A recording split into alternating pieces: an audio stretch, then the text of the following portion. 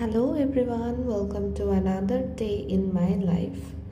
সকালে যেরকম এখন রুটিন চলছে কোল ইন্ডিয়া যাওয়া, সেরকমই যাওয়া হলো। দেন ওখানে ডান্স শিখে লাঞ্চ করে বেরিয়ে গেছিলাম ঘরের উদ্দেশ্যে।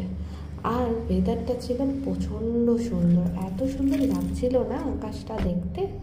আর আজকে আবার আমার ফেভারিট লাঞ্চ ছিল আটার লুচি। আমার আটার লুচি খুব ভালো লাগে, আর ময়দা আমি এখন অতটা খাই না।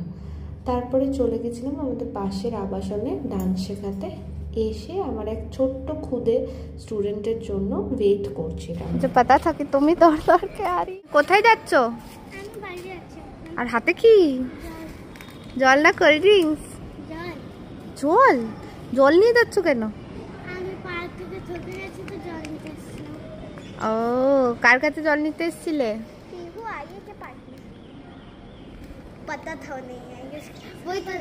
কার কাছে জল নিতে এসেছিলে?